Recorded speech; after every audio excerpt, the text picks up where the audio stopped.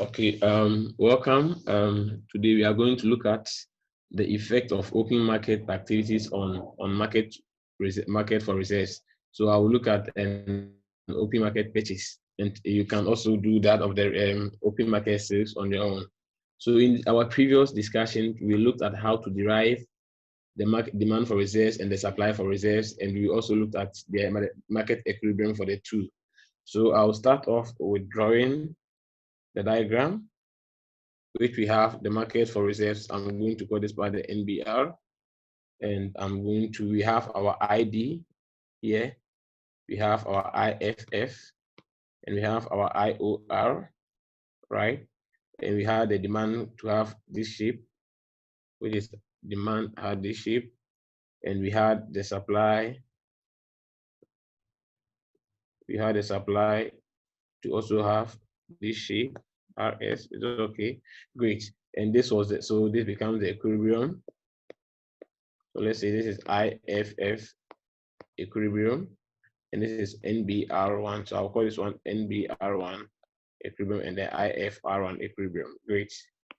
So this is what we had. So this is what we agreed on the other side. So today we are looking at the effect of open market activities. So let's look at the situation whereby, say, the central bank purchase bond. That is open market purchase. Now, if the central bank purchases bond, what happens to our NBR? NBR will increase, right?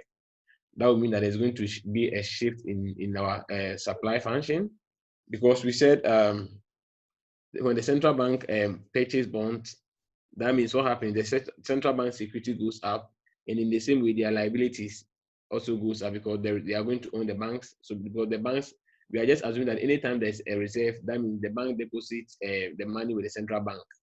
So once a central bank is purchase bond, the central bank security, that's what goes up by the amount that they purchase, and their liabilities as well also goes up.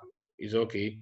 So once there's going to be an increase in reserve, and because this is coming from what, the open market activities, then it falls under what, the number reserve, which we did in the previous video.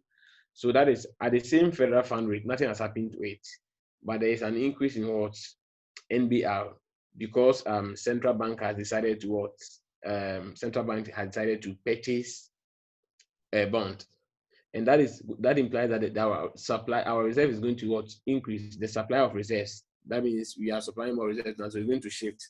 So it will shift up to this point, but because the discount, nothing has happened to the discount rate, right? So discount rate, nothing has happened to it, because so this point is still going to go the horizontal.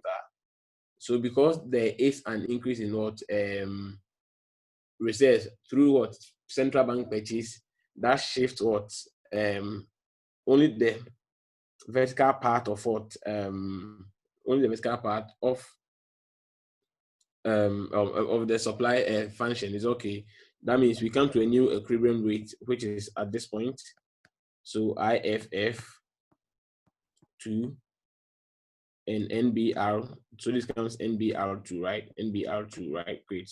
So what it means is that because the central bank decided to what, purchase bond, it has caused the federal fund rate to decrease from IFF1 to this point, and it has also caused what, number reserve to what, also increase. It's okay. So this is one case.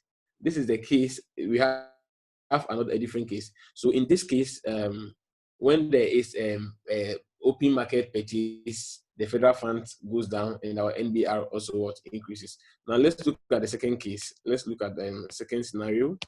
So let's say we have it to be like this. Let's say this is our demand, is okay, and let's say this is our supply, is okay. So we have our ID, and they are meeting here, ID. So IFF is equals to what, IOR. Great.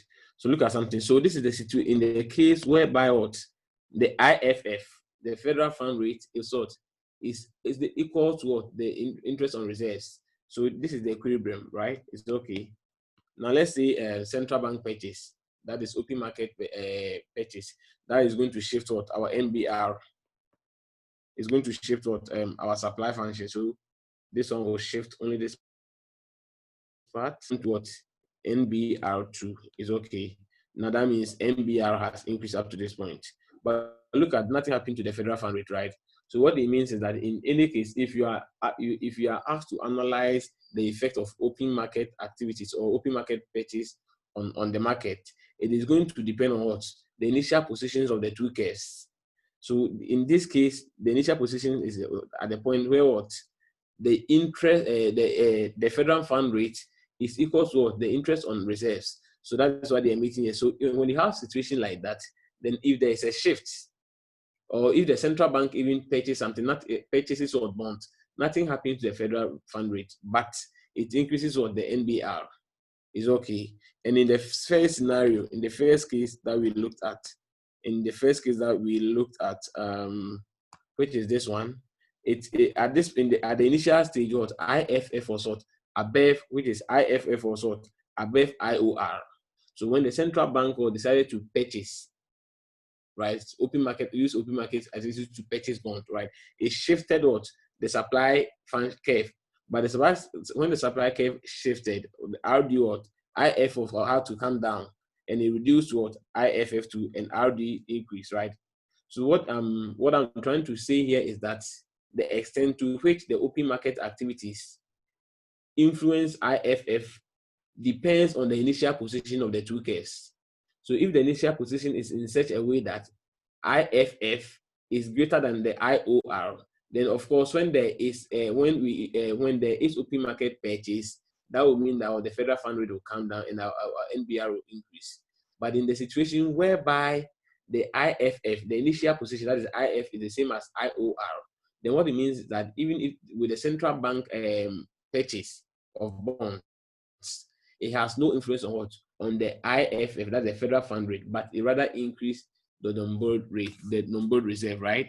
So thank you. Do not forget to subscribe to my videos.